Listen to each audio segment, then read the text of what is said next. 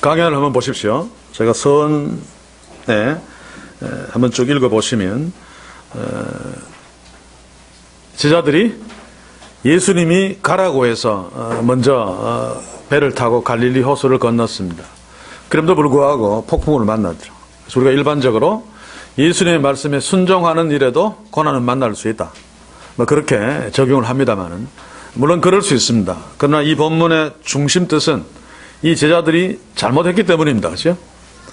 폭풍우 속에 예수님이 물 위로 걸어가서 제자들을 만나시려는 것은 이들이 이전에 오병이의 기적 가운데서 사람들의 환호와 박수, 그 인기에 마음을 빼앗겨서 마음이 둔해졌기 때문입니다. 그래서 이들도 이전에도 그렇게 생각했습니다마는 군중들과 다르지 아니하게 예수님을 정치적인 메시아로 여긴 거죠.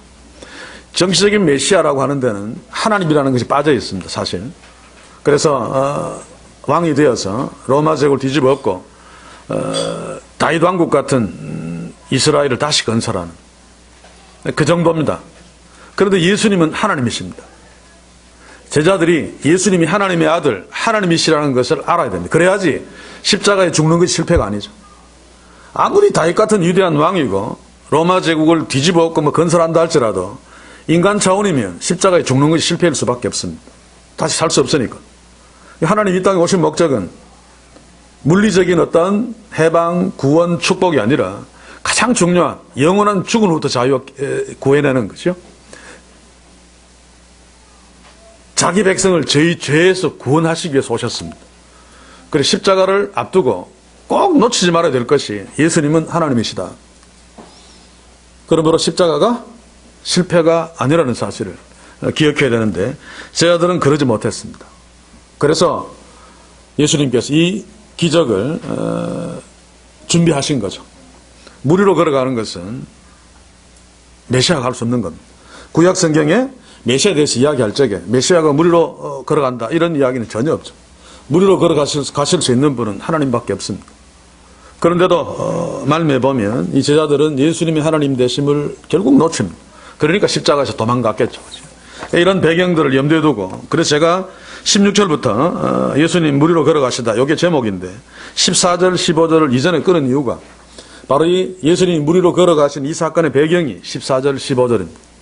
바로 이런 억지로 임금 삼으려는, 우리는 굉장히 좀 몸을 움츠리는데 당시의 상황을 놓고 보면 제자들은 신이 났을 것입니다. 수많은 사람들이 막 환호하면서 막 예수님 우리 왕이 되어 주십시오라고 막 그러니까 제자들은 저절로 막 올라가는 거죠.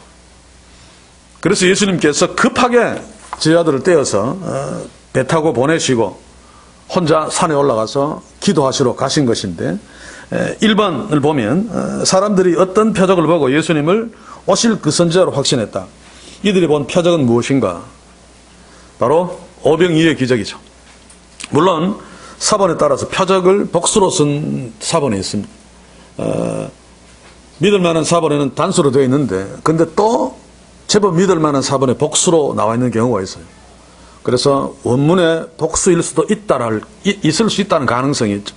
그렇다면 그 앞에 있는 몇 가지 표적들이 더해지는 건데, 그러나 믿을 만한 사본들은 단수로 나와 있기 때문에 바로 앞에 있는 표적으로 그냥 봐도 별 문제는 없을 것입니다. 오병이의 기적을 보고 예수님이 그 선지자로 확신했는데, 이유가 뭔가 하면 2번에 나와 있죠. 사람들이 예수님을 그 선지자로 여긴 구약의 인물은 누구인가? 1페이지에 2번이 그겁니다. 모세가 예언한, 모세가 신명기 18장 15절을 보시면 네 하나님 여호와께서 네 종 너희 중 네 형제 중에서 나와 같은 선지자 하나를 너를 위하여 일으키시리니 모세와 같은 선지자를 하나 일으키겠다 라고 약속을 했습니다. 하나님이 모세의 입을 통해서. 그런데 예수님이 빵을 막 만들어가지고 사람들을 주거든요. 모세는 뭐 했습니까? 광야에서 만나를 내려 사람들을 먹였습니다. 그래서 딱 일시점이 딱 있는 거죠. 그래서 빵을 많이 만들어서 먹이는 것을 보고, 이 사람이 모세와 같은 선지자, 하나님이 약속한 너와 같은 선지자를 보내주겠다라고 한 그 모세와 같은 선지자가 맞다라고 단정한 것입니다. 그래서 제가 뒤에 그런 얘기를 썼는지 모르겠는데,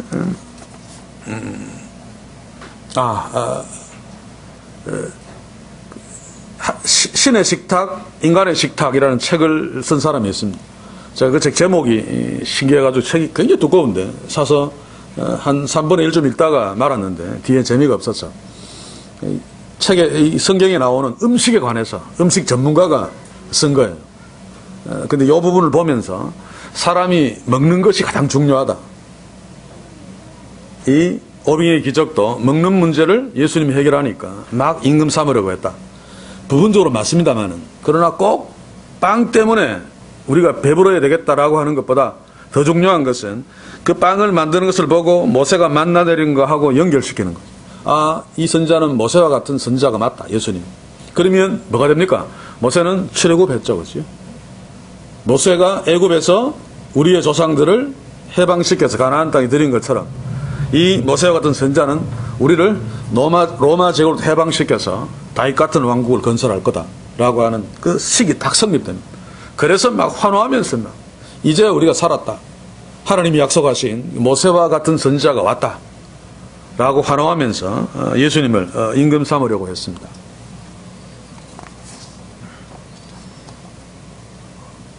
그 밑에 제가 어쩌면 이들은 엘리야의 제자였던 엘리사를 떠올렸을지도 모르겠다. 제가 이건 기록한 것은 엘리사도 보리떡 20개 가지고 더 많이 불려서 100명을 먹인 게 있죠.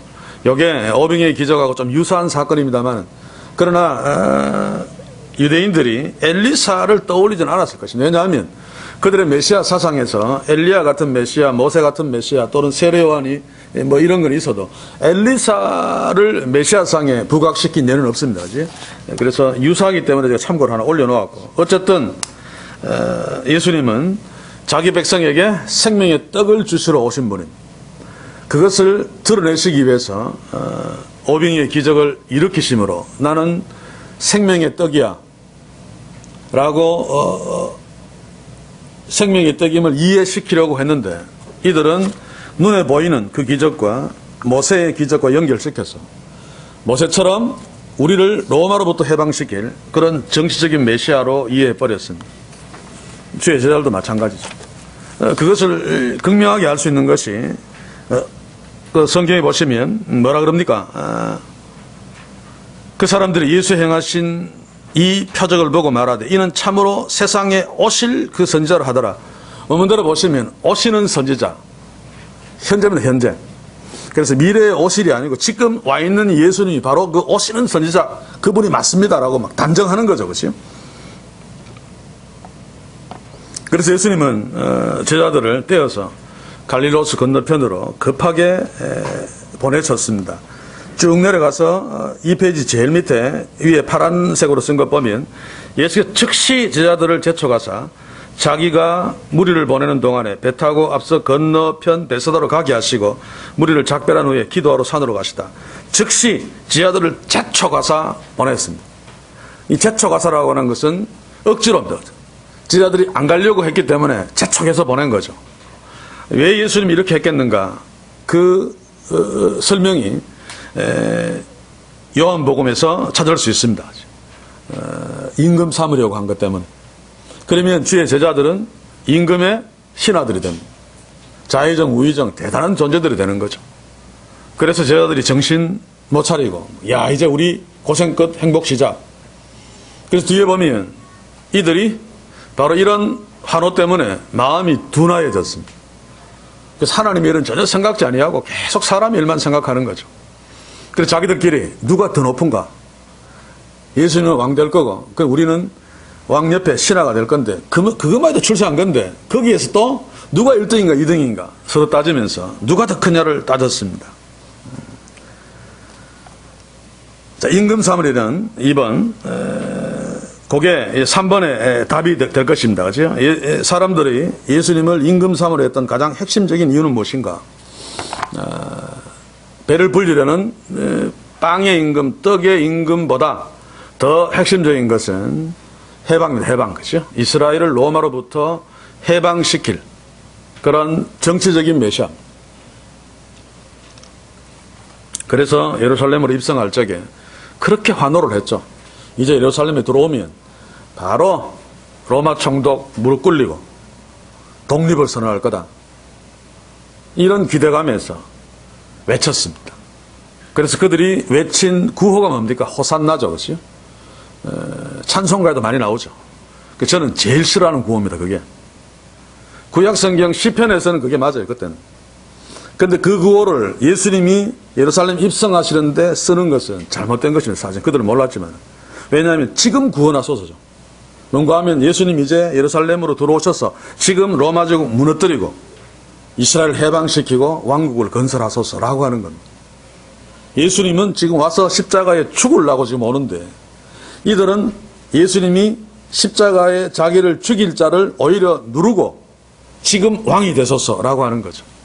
전혀 다른 생각을 갖고 있습니다. 그래서 우리가 호산나라고 찬양할 적에 꼭 뭐 그거 하지 말라는 얘기는 아닌데 그 뜻을 잘 알고 우리는 지금 구원하소서라고 하는 말을 그냥 이 사람들이 외친 대로 정치적으로 해방시켜주고 복주소서 이게 아니고 지금 우리는 구원받았죠. 그죠? 그러나 내가 제 가운데 막 사는 거 이런 부분에서 나를 좀 더 자유케 해주십시오 라고 하는 소망을 가지고 호산나를 부르면 되겠습니다. 그렇지 않으면 호산나를 차라리 치우는 게 낫죠. 그죠? 안 부르는 게 낫습니다.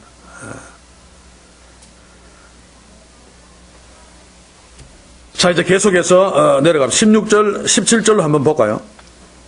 떠나가시다도 한번 봅시다. 믿을 만한 사본 중에 시내산 사본에는 보면 달아나다로 나와 있습니다. 대부분의 사본들은 떠나가시다인데 그렇게 묘사될 정도로 군중들의 환호를 뒤로하고 도망가다시피 산으로 갔다는 것입니다. 제가 설교하면서도 많이 강조를 했는데 예수님이 제자들을 빨리 떼어놓고 안 가려고 그러는 거 막 재촉해서 막 보내시고 예수님 산으로 가신 것은 인간들의 이 환호가 굉장히 무서운 것이기 때문에 그렇습니다. 마치 성공한 것처럼 보이고 승리한 것처럼 보이죠. 그래서 사탄의 유혹 중에 이생의 자랑이 가장 무섭습니다. 사람들한테 인정받고 사람들한테 높임받고 가면 막 박수치고 막 환호하는 거. 이게 인간에게 가장 신나는 일이죠. 여러분들은 경험해 봤습니까? 그래서 대통령 되면 그냥 내려오느니 차라리 죽어서 내려온다고 이야기합니다. 이게 참 문제죠. 저는 빨리 깨달을 수 있었던 것이 저는 초등학교 때 뭐 어린이 회장 그래서 그 당시에 우리 학교에는 전교생이 4,500명입니다. 그래서 월요일 조회 때마다 그 높은 데 올라가죠. 올라가서 이번 주에 지침들, 그죠? 인사를 잘하자. 이런 거 탁 이야기하고, 그럼 박수 팍 하고 막 내려옵니다. 처음에 올라갔을 때는 아무것도 안 보여요. 근데 자꾸 올라가니까 이제 다 거치고 사람들이 다 보여요. 그게 이제 나이 들어서 목회하면서 대중공포증을 전혀 느끼지 않는 미리 훈련을 제가 받은 거죠. 그래서 저는 사람이 많으면 많을수록 힘이 납니다. 두렵고 막 그게 아니고. 근데 그 박수가, 제가 초등학교 친구들하고 이렇게 만나면, 얼마 전에도 만났습니다만, 참 옛날에 어릴 때는 우리 선생님들 굉장히 존경했는데, 지금 생각하니까 정말 너무 나쁜 선생님들이다. 부자, 이런 애들 좀 더, 굉장히 편견이 심하죠. 그죠? 저희 학교 때는, 6학년 때는 5분단이 있어요. 앞에 수분단, 우분단, 미분단, 양분단, 가분단 만들어서 일주일에 한 번씩 시험 쳐서 1등, 2등, 3등. 저는 맨날 앞에 앉으니까 몰랐는데 나중에 보니까 가분단 제일 끝에 앉은 애는 기분이 어떻겠는가. 어른들이 그때부터 애를 망쳐놓은 거예요. 그러니까 저는 항상 그랬기 때문에 항상 제가 최고인 줄 알고 살았어요. 그래서 친구들 보고 그때 내가 미안하다. 그때 내가 제일 잘난 줄 알고 지금 보니까 똑같았어. 이게 우리에게 있는 제일 큰 함정입니다. 목회자들도 보면 큰 교회 공동체에서 막 성도들이 막 박수치고 막 우리 목사 마치 자기가 신이 된 것처럼 착각하며 살 수 있습니다. 엄청난 함정이죠. 예수님은 거기로부터 계속 분리되도록 원하고 계시고 분리되어야 됩니다. 예수님이 산에 올라서 기도하신 것도 제자들을 위해서 기도하신 것도 있겠지만 예수님도 인간이니까 아마 그 인기 박수에 흔들렸을 것입니다. 순간적으로. 우리도 굉장히 경계해야 됩니다. 그렇죠? 어쩌면 우리의 목적이 그거일 수 있어요. 교회 개척하면 선배들 이야기가 동네에서 인정받고 박수 받아야 된다. 그것도 일리 있지만 결코 그렇지 않습니다. 하나님께 박수 받지 못하면. 근데 하나님께 박수 받는 것은 동네에서 고난당하기 일쑤입니다. 그렇죠? 이 두 개는 거의 양립하지 않습니다. 그래서 좀 진지하게 우리의 삶이 누구에게 박수 받는 삶인가, 또 내가 누구의 박수를 받기를 원하는가 한번 질문해 봐야 됩니다. 굉장히 무서운 일입니다. 그래서 제가 옛날에 디사이플 찬양팀을 인도할 적에도 처음 그 팀을 맡아서 찬양 집회에 딱 갔었는데 막 학생들이 막 꽃 들고 그러고 막 나중에 끝나고 나면 막 추고 막 그래요. 그리고 다 무대 위에서, 그래서 두 번째부터 무대에서 다 내려오도록 했어요. 다 풀어보고. 찬양 인도자는 어쩔 수 없이 무대에 올라갈 수 있으면 올라가고 다 밑에서 하도록 했죠. 그리고 뭐 꽃받고 이런 거 다 그냥 금지시키고. 그렇지 않으면 찬양하는 자들이 스스로 함정에 빠져버립니다. 막 박수 받고 사람들도 그렇게 생각하죠. 무대 위에서 막 하면 저 사람이 멋있게 보입니다. 그래서 찬양 사역자들이 상당 부분 범죄하고 무너지는 이유가 다 거기에 있죠. 인기에서 다 무너지는 겁니다. 그 박수에서 다 무너지는 겁니다. 우리도 다르지 않다는 사실을 기억하고 조심스럽게 그런 부분들을 이해해야 될 것입니다. 자, 16절로 갑니다. 저물매. 처음에 육지에서 배를 타고 갈 적에는 저물어 갔지만은 해가 있었습니다. 그죠? 한참 가다가 중간에 이제 깜깜해졌겠죠. 넘기셔서 조금 고급스러운 문제입니다만 저물매라고 하는 그 헬라 원문에 보면 중간에 대라고 하는 접속사가 있습니다.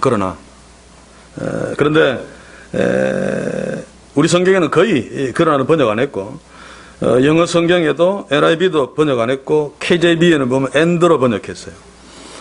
제가 앞으로 지금 조사 중에 성경 전체를 지금 찾고 있는데 우리 성경을 보면 헬라어에는 카이라고 하는 그리고가 있고 알라라고 하는 그러나가 있고 또 데라고 하는 그러나가 있는데 알라는 nevertheless입니다. 아주 막 엄청나게 그 부정접속사고 데는 보통 그러나 but 카이는 and인데 어떤 경우에 데라고 하는 접속사가 있어도 KJV면 그리고로 번역을 많이 해요. 영어 성경도 마찬가지고 그래야지 앞뒤 내용이 통하기 때문에. 그리고 그런 접속사가 있어도 별 상관이 없으면 생략해버려요. 그런데 그렇지 않거든요. 헬라어 신학자들 뭐 전문가들 다 그렇게 해요. 저는 반대하고 있습니다. 그래서 조사를 지금 하고 나중에 시간이 되면 논문을 쓰든지 하려고 하는데 헬라어에는 분명히 카이라고 하는 그리고라는 접속사가 있고 여기도 보면 17절 밑에 적어놨죠. 바로 다음 절에 그리고를 사용할 때 카이라는 접속사를 썼습니다. 17절에 요한은 그리고의 의미로 카이를 사용하고 있습니다. 그런데 바로 앞에서 그리고를 쓰면서 그러나의 뜻이 있는 대를 썼다는 것은 그거는 요한이 등신 아닌 다음에는 근데 이 헬라어가 너무 고대어이기 때문에 뜻을 잘 몰라요. 그래서 우리가 보기에 앞과 뒤가 내용이 잘 안 통하면 그러나를 집어넣으면 절이 말이 안 되면 그리고다 그냥 아무 생각 없이 그리고로 바꿔버리는 거예요. 말이 안 통해도 어색해도 그러나를 그냥 두어야 됩니다. 그러나는 그러나입니다. 그리고는 그리고고. 여기에서도 그러나라고 하는 접속사를 요한이 넣은 이유가 있죠. 본문을 자세히 한번 보십시오. 어딥니까? 17절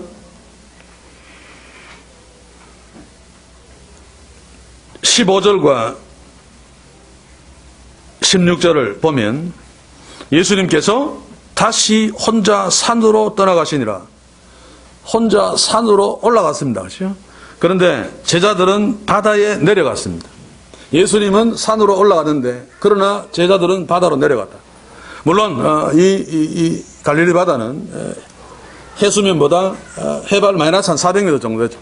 육지에서 한참 내려가서 배를 타야 됩니다. 내려갔고 예수님이 산으로 올라가는 이유가 뭡니까? 여기서는 안 밝히고 있지만 기도하러 올라갔습니다. 주님 만나.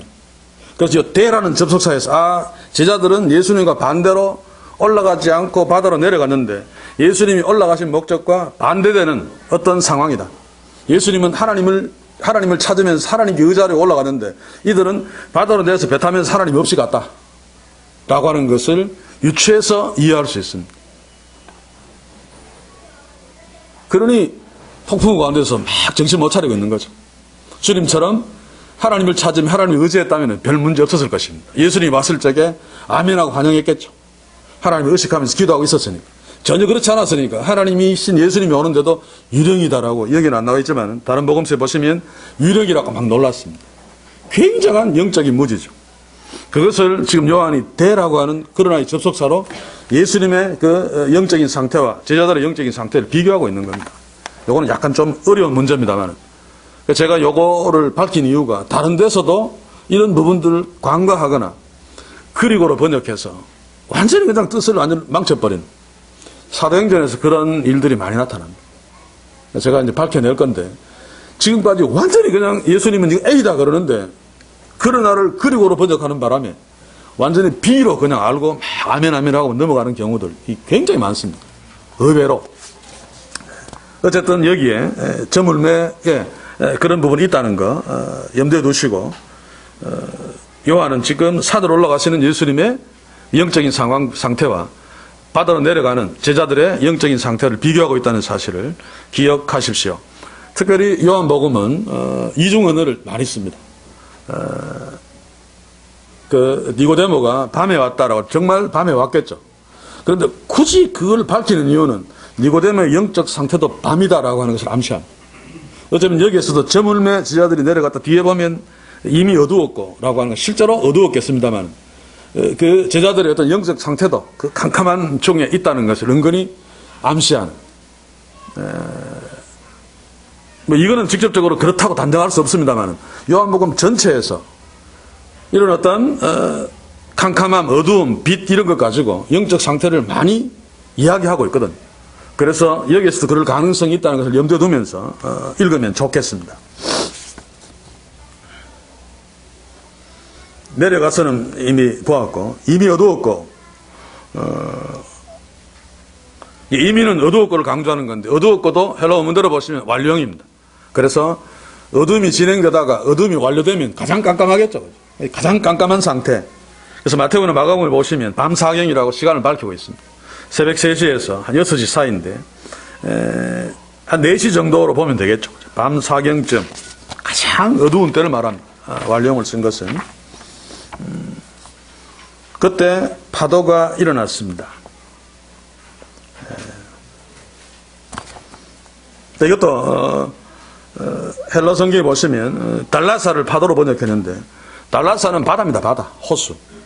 그래서 파도가 일어난 정도가 아니고 바다 전체가 확 일어났다는 뜻입니다. 그러니까 제자들이 굉장히 당황할 수밖에 없겠죠. 바다에서 잔뼈가 굵은 자입니다. 그런데 평소에도 이 갈릴리 호수는 해수면이 해발 마이너스 400m고 반면에 주변의 산들이 분지처럼 굉장히 높죠. 그래서 바람이 확 불어오면 찬바람이 불어오면 해수면이 따뜻한 바람이 갑자기 위로 확 올라가고 그래서 순간적으로 막 풍랑이 일어나고 요동을 친답니다. 그런데 이번 경우에는 바다 전체가 일어날 정도로 대단한 것이었음을 알 수 있죠. 그렇죠? 거기에 일어나더라 라고 하는 것이 미완료입니다. 한두 번이 아니고 그 엄청난 게 내려갔다가 또 좀 쉬었다가 올라가는 것이 아니고 계속 진행되고 있는.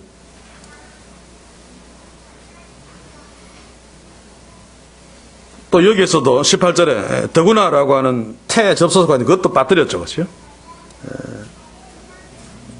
자, 이거 무엇을 이야기합니까? 어두움이 완료형, 어두움이 완료되었다. 캄캄한 밤, 이 자체로도 굉장히 불안할 수밖에 없습니다. 여러분들도 그런 거 겪을 수 있죠. 굉장히 위험한 상황에 낮에 배에서 풍랑 만나는 거하고 깜깜하게 아무것도 안 보이도 풍랑 만나는 거하고는 그 위험도가 심리적으로도 그렇고 실제 위험도가 하늘과 땅 차이입니다. 그렇죠?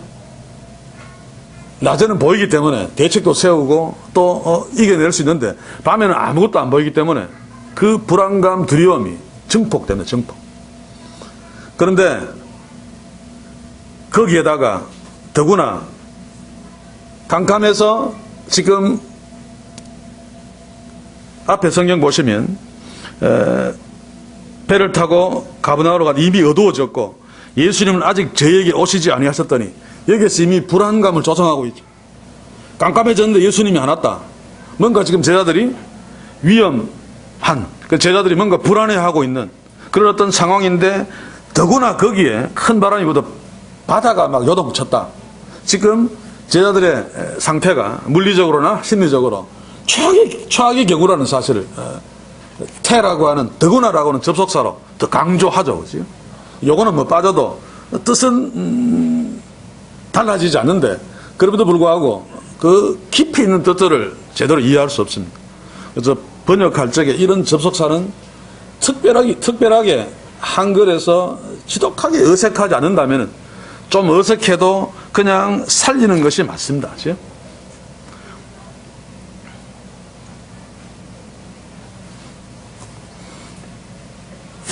앞에 같은 경우에도 세상에 오실 그 선지자도 원문대로 보시면 세상에 오시는 자 그 선지자라고 해야 됩니다. 사실 오시는 자도 강조하고 오시는 자인데 이게 바로 모세 같은 그 선지자야 라고 하는 거죠.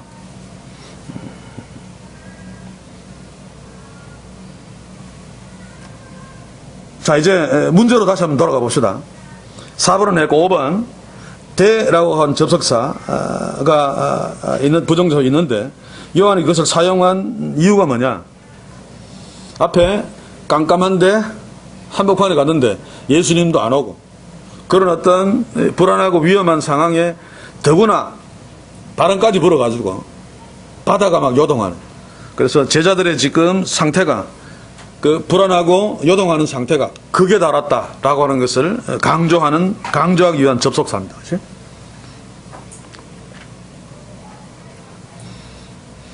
왜 이런 쪽으로 몰아가셨는가 하면 이런 상황에서 무리로 걸어오시는 예수님을 보고 아, 저분이야말로 하나님이시구나 라고 하는 사실을 깨닫도록 하기 위함입니다. 사실.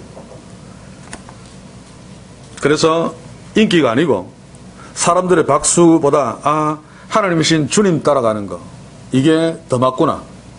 주님이 인기 환호 노 하는 거, 그거 순종하게 돼 있죠. 그분이 하나님이신 줄 알면. 근데 끝까지 몰랐습니다. 자, 5번은 6번까지 해결했습니다. 자, 그리고 다시 돌아오죠. 11회쯤 가다가 요거는 지금 올려놓은 게 원문대로 보시면 25에서 30 스타디온인데 그 제가 환산했습니다. 그죠? 0.2km가 1스타디온이면 25에서 30 스타디온은 5, 6km 정도 되는데 제가 이걸 왜 그랬는가 하면 마가복음 6장 47절에 보시면 저물매 배는 바다 가운데 있고 라고 하는 마가복음의 그 기록과 일치한다는 얘기입니다. 왜냐하면 갈릴리 호수에서 가장 좀 넓은 부분이 그 폭이 11km쯤 되는데 5, 6km 정도 왔으면 25에서 30 스타디온 왔으면 중간쯤 되죠. 11km의 중간이니까 5.5. 그죠? 그래서 마가복음에서 그냥 바다 한가운데 있고 라고 하는 말이 이 요한복음에서 25에서 30 스타디온 같다라고 하는 말과 일치한다는 얘기입니다. 그리고 이 이야기를 한 것은 5, 6km쯤 갔는 게 다음에 나오는데 많은 학자들이 해변을 따라갔다라고 주장합니다. 그래야지 예수님이 육지 위에서 따라온 거 그거 제자들이 보고 깜깜하니까 그지요? 바다 위로 걸어왔다고 착각했다는 것을 설명하기 위해서. 실제로 바다 위로 걸어라고 하는 헬라어를 번역하면 바다 옆으로 걸어라고 번역할 수도 있습니다. 에피라고 하는 이 전치사가 위에도 되지만 옆에도 되거든요. 그래서 바다가로 배 따라오면서 주의 제자들은 그거 예수님 보고 바다 위로 온다고 생각했다라고 주장합니다. 근데 그게 이제 말이 안 되는 것이 마가복음에서 바다 가운데 있다고 분명히 말하고 있죠. 그 6km쯤 간 것, 25에서 30 스타디온 간 것은 해변을 따라서 5, 6km 간 것이 아니고 가로질러 가다가 중간쯤에 5, 6km쯤에 온 것입니다. 그래서 예수님은 바다 위로 온 것입니다. 그렇죠? 그는 왜 그 옆으로 위로 분명하게 안 해놓는가? 고대 언어에서 전치사가 요 하나밖에 없습니다. 그래서 위에라고 할 때 쓰고 옆에를 할 때도 쓰고, 영어는 뭐 on, 뭐 옆에 같으면 by나 뭐 이런 거 쓰면 되겠죠. 그래서 고대 언어는 발전되지 않은 언어이기 때문에 굉장히 미개합니다. 그렇죠? 그래서 이렇게 번역할 수도 있고 저렇게 번역할 수도 있습니다. 그래서 성경을 번역할 적에 정말 신경 써서 잘 번역해야 됩니다.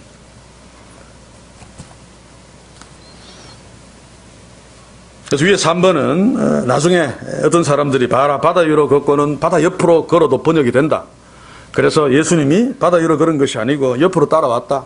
제자들이 착각한 거다라고 말할 적에 마가복음 6장 47절을 딱 대고 그렇지 않다라고 말할 수 있었으면 좋겠습니다. 두려워한 것은 마가복음에서 그 이유를 밝히고 있죠. 바다 위로 걸어오는 것을 보고 유령인 줄 알고 두려워했습니다. 자, 넘깁시다. 자, 7번은 해결되었습니다. 이제 바다 위로 걸어서 예수님 제자들의 배로 탄 것이 분명하다. 그 증거를 마가복음 6장 47절 찾아보라. 바다 한가운데 있었다라고 하는 거죠. 8번으로 가면 이게 에고 에이미, 계속 요한복음에서 강조되는 것입니다. 나는 부활이다. 제가 이야기했죠. 나는 뭐뭐다라고 할 때 이것은 강조용법입니다. 왜냐하면 그 밑에 한참 밑에 2번, 큰 2번 바로 위에 제가 에고는 헬라어로 I라는 뜻이고 대명사 1인칭 단수인데 에이미라고 하는 동사가 I am입니다. 라틴어도 그렇고 헬라어도 그렇고 동사에 주어가 포함되어져 있습니다. 그래서 우리 비데오라고 하는 게 있죠. 비데오. 그게 라틴어인데 비데오입니다. 비데오가 뭐냐, I see, 나는 본다라는 뜻입니다. 그래서 비전이라고 하는 것, 그 라틴어에서 온 거죠. 그렇죠? 하나님이 보여주시는 그 그림. 그것을 비전이라고 이야기하는데 헬라어에서도 에이미 그러면 나는 뭐뭐다라고 하는 뜻입니다. 그런데 그것을 강조하기 위해서 인칭 대명사를 쓰는 경우가 있죠. 나는 뭐뭐야라고 할 적에 에이고 에임인데 이 표현을 구약에서 보면 하나님만 썼습니다. 그래서 제가 거기에 재류의 중간에 보면 출애굽기 3장 14절을 인용했죠. 히브리어는 모르고 그 LXT가 70인경입니다. 헬라어로 번역한 것을 보면 에고 에이미라고 했습니다. 직역하면 나는 나야라는 뜻이에요. 사실 우리는 나는 스스로 있는 자다라고 번역했는데 당신이 누굽니까? 하나님이 모세가 하나님 가서 누가 보냈나 그러면 내가 뭐라고 대답할까요? 라고 했을 때 나는 나지 뭐 이런 이야기입니다. 하나님이 자기를 다르게 설명할 길이 없습니다. 왜냐하면 하나님과 유사한 것들이 주변에 없으니까. 그래서 나는 나야라고 할 수밖에 없죠. 그래서 하나님만이 하실 수 있는 표현입니다. 우리는 내가 누구냐 하면 나는 뭐 문재인하고 좀 비슷해 라고 설명이 가능한데 하나님은 누구하고 비교할 수 없어. 나는 나야 라고 말하고 있습니다. 그래서 예수님도 에고 에이미라고 하는 표현을 쓴 것은 유대인들은 깜짝 놀랄 표현이죠. 하나님이 자기를 소개할 때 쓰는 습관입니다. 근데 예수님이 그대로 하고 있거든요.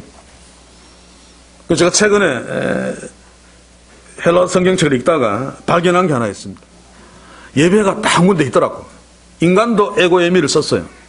보통 신학책에는 절대로 사람은 쓰지 않는다. 예수님만 썼다라고 하는데 요한복음 9장 9절에 보시면 혹 그 사람이라 하며 혹 아니라 그와 비슷하다 하거늘 제 말은 내가 그로라. 요게 에고 에미입니다. 이 누구냐 그러면 실로암 목가에 가서 눈 뜬 사람 있잖아요. 눈 뜨고 난 뒤에 예수님 눈 뜨고 계셨는데 와서 이제 길거리 어정거리니까 사람들이 정말 저거 길거리에 앉아서 동냥하던 그 소경 맞지? 아닌가? 맞나? 아닌가? 라고 하니까 소경이 내가 그 사람 맞습니다. 라고 하는 것이 에고 에임입니다. 이 사람은 이런 말을 썼더라도 내가 그 소경인데 눈 뜬 사람 맞다고 강조하기 위해서 에고 에임이 내가 바로 그 사람이에요. 라고 했겠죠. 그렇죠? 이 사람이 자기가 하나님이라고 얘기한 건 아닐 것입니다. 그러나 딱 예외가 하나 여기에 나오더라고요. 이전에는 제가 구약에는 하나님만 썼던 거고 신약에는 예수님만 사용한 거다라고 했는데 그것은 사실 하나의 예외가 있기 때문에 그렇게 말할 수는 없습니다. 그렇죠? 자, 기뻐서 배로 영접하니 이것도 정확하게 번역하면 여기에서 영접하리가 주동사고 기뻐서가 무슨 영접한 일을 수식하는 부정사 뭐 이런 것이 보여지는데 실제로 보면 기쁘다가 원동사입니다. 그래서 제대로 번역하면 기쁘다도 뜻이 기쁘다가 아니죠, 그죠? 거기 보면 제가 언어의 뜻을 살펴나는데 기뻐서가 아니고 원하다입니다. 원하다. 그래서 예수님이 무리로 걸어서 배에 가까이 오니까 제자들이 예수님을 영접하기를 원했답니다. 그러니까 기뻐서 영접했다 해도 되겠죠. 기쁘지 않으면 영접하기를 원하지 않겠죠, 그죠? 그러나 직역하면 영접하기를 원했습니다. 그리고 성경에는 예수님이 여기 요한복음에는 탔다 안 탔다를 말하고 있지 않습니다. 그래도 그 다음 구절에서 밝혀지죠. 곧 우리 성경 보십시오. 보통 이것은 그냥 지나가는데 곧 저희의 가려던 땅에 이르렀더라. 이 곧은 헬라어로 번역하면 즉시입니다. 즉시. 그러니까 이게 기적이죠. 기적. 그들이 예수님을 영접하기를 원했습니다. 그래서 예수님이 배에 타자마자 즉시 해변가로 갔다는 이야기. 원문대로 그냥 직역하면. 그러니까 이게 기적입니다. 기적. 물론 문학적인 표현일 수 있지만은 여기에서 이런 곧이라고 하는 접속사를 문학적인 표현이라고 보기는 좀 곤란합니다. 그래서 일반적으로 이것은 기적으로 보통 안 보는데 제가 보기에는 거의 8, 90% 기적일 가능성이 높습니다. 자, 그게 9번이죠. 9번. 저희의 가려던 땅에 이르렀더라. 이것을 기적으로 볼 수 있는 것은 곧이라고 하는 헬라어가 즉시 즉각적으로 뭐 하자마자 라는 뜻입니다. 배에 타자마자, 예수님이 배에 타자마자 바로 육지에 다다랐습니다. 육지에 다다랐다는 건 헬라어로 번역하면 배가 육지에 닿은 것이 아니고 육지에 올라갔다는 뜻입니다. 배가 아예 해변가 위에 턱 걸치고 올라갔다. 이런 표현입니다.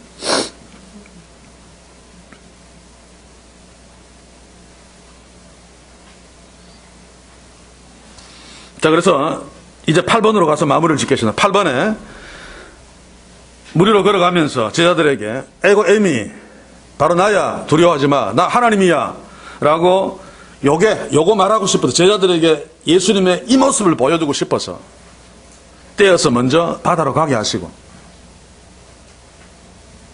하나님의 섭리로 폭풍우가 막 보통 폭풍우가 아니라 바다가 막 요동하는 그런 극단적인 어려움 앞에 두게 하시고 예수님이 무리로 걸어가서 그들 앞에 서서 내야 하나님이야 그러니까 두려워하지 마 라고 하므로 그들이 예수님이 하나님이신 줄 깨닫도록 하시기 위한 배려입니다. 그렇죠? 그러나 성경은 21절에 보면 그냥 배로 영접하기를 원했고 그냥 땅에 이르렀는데 거기에서 이들이 뭔가를 깨달았다라고 하는 직접적인 표현이나 암시가 전혀 없습니다. 깨달을 수도 있었습니다만 그러나 뒤에 행보를 보시면 예수님의 의도대로 그들은 깨닫지 못했습니다. 우리들도 마찬가지죠. 수많은 하나님의 역사와 기적을 경험하며 살면서도 전혀 모르고 살고 있습니다. 왜냐하면 하나님은 들키지 않게 일하시기 때문에. 그래서 우리 보고 기도하라 라고 이야기하고 우리 보고 말씀을 주목하며 하나님을 자꾸 생각하라 라고 이야기합니다. 그래야지 아무런 세상 사람들이 볼 적에는 그냥 이거 뭔가 일어나면 우연인데 아무것도 보여주지 않고 숨어 계시는 하나님, 들키지 않는 하나님도 우리는 말씀을 통해서 알 수 있고 또 어떤 일이 이루어질 적에 내가 기도했는데 이루어졌다 그러면 기도는 하나님이 하는 거죠. 아, 하나님이 하셨구나 라고 알 수 있습니다. 기도 안 했으면 안 됐겠네가 아닙니다. 기도 안 했으면 요 된 거 내가 모르겠네. 하나님이 하신 거 모릅니다. 몰라. 만약에 기도 안 했는데 안 된다 그러면 우리는 벌써 죽었겠죠. 그렇죠? 하나님 우리에게 베푸신 은혜, 베푸신 어떤 일들 중에 우리가 기도하지 않은 것이 얼마나 많습니까? 그거 다 그냥 모르고 지나가는 거예요. 그래서 우리에게 기도하라고 하는 거예요. 우리가 너무 어리석기 때문에. 특별히 큰 문제를 놓고는 의식하면서 기도하잖아요. 하나님 이루어주면 정말 하나님 이루어주셨구나 라고 깨닫게 되어집니다. 그럼 하나님께 더 감사하고 하나님께 더 가까이 가고 하나님을 더 의지하려고 하죠. 그런 이유에서 기도하라고 한 거지, 기도해야 꼭 들어준다라고 하는 것은 아닙니다. 그렇죠? 하나님의 역사하심을 우리가 체험하면서 하는 것은 바로 하나님의 말씀을 통했습니다. 제가 그 얘가 가장 적절해서 또다시 반복합니다만 이제는 제목을 다 까먹은 복이 능굴째 굴러온 당신인가? 거기 보면 바로 앞집에 자기 아들이 살았습니다. 결혼해서 옛날에 잃어버린 아들. 서로 막 아침에 나가면 서로 인사하고 막 그랬습니다. 그래서 아들인 줄 모르니까 그 아들을 아들로 체험하고 못 삽니다. 그냥 이웃입니다. 세월이 한참 지나서 아들인 줄 알았습니다. 부모가 막 얼마나 감격합니까? 그래도 사는 건 똑같아요. 그 앞집에 살고. 근데 이전에 나와서 안녕하세요 인사하는 건 전혀 다릅니다. 자기 아들이니까 막 너무 좋아서. 그 차이입니다. 알고 모르는 차이죠. 그렇죠? 아들인 줄 몰랐을 때는 그냥 인사하는데 아들인 줄 알았을 때는 인사해도 감격. 내 아들이야. 감격. 마찬가지로 우리가 하나님이 역사하심에도 불구하고 모르면 모릅니다. 몰라. 그냥 지나갑니다. 막 체험해서 막 꿈꾸고 막 이게 아니고 우리는 항상 체험하면서도 몰라서 그 체험을 모르는 거죠. 그래서 아는 것이 체험입니다. 성경 말씀을 통해서 지금 하나님께서 내 이름으로 2-3명만 모여있어 내가 거기에 있겠다. 이거 하나님의 말씀이니까 반드시 하나님은 지키겠죠. 지금 하나님 여기 계십니다. 그 말씀을 통해서 여기 있다 라고 느끼고 그 사실을 인식하고 믿으면 지금 우리는 하나님과 같이 있으면서 하나님을 체험하고 있는 겁니다. 내가 하나님이라고 보여주는 게 아니고 이런 하나님을 매일매일 체험하면서 살기를 원합니다. 매일의 말씀 묵상이 그것을 가능케 해줍니다. 그렇죠? 그리고 주께서 명령하신 대로 사소한 문제를 놓고도 계속 기도하시면서 기도의 생활을 하십시오. 그래야지 하나님의 일하심을 보다 쉽게 발견할 수, 깨달을 수 있습니다. 그러면 더 큰 감사가 생겨나죠. 그렇다고 해서 불안해하지 마십시오. 하나님이 내가 기도하지 않아도 하나님이 나를 망하게 그냥 버려두지 않습니다. 필요한 것들 다 채워주시고 다 인도하십니다. 그러나 그 은혜를 알고 사는 것이 훨씬 더 큰 기쁨이잖아요. 그래서 모든 부분 넥타이 하나를 매면서도 뭘 맬까요? 그러니까 저는 나중 되면 기도를 그렇게 했으면 좋겠어요. 제가 하는 방식들은 물론 형식을 갖추고 기도하기도 합니다만 항상 수시로 중얼거림. 제가 의식적으로 하나님과 직접 대화하는 것은 아닙니다만 그래도 불구하고 하나님은 저하고 이런 형식을 통해 대화해 준다고 저는 믿고 있습니다. 그래서 그냥 길거리 가면서도 우약가요. 하나님께 말 걸고 또 내 스스로 대답하고 이걸 하나님이 내가 직통 계시를 받고 한다고 착각하면 안 됩니다만 이런 어떤 프레임을 통해서 하나님께 얼마든지 기도하고 대화하고 어떤 뜻을 발견하고 이게 하나님의 뜻이구나 순종했다가 내가 그때 오바했구나 또 틀릴 수도 있고 그러면서 신앙이 성숙하는 겁니다.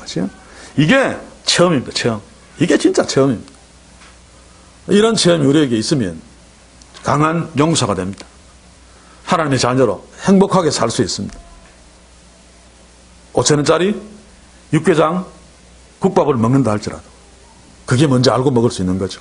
이런 축복도 우리에게 있기를 바랍니다. 이제 오늘 공부한 것 가지고 한번 기도합시다. 하나님은 지금도 예수님은 지금도 물 위로 걸어가시는 그런 기적으로 우리에게 다가오시고 우리를 어루만지시는데 우리는 그것을 모르고 있습니다. 의식하지 않으니까. 주의 말씀 앞에 서서 기도하면서 하나님의 일하심이 어떤 것인지를 알아.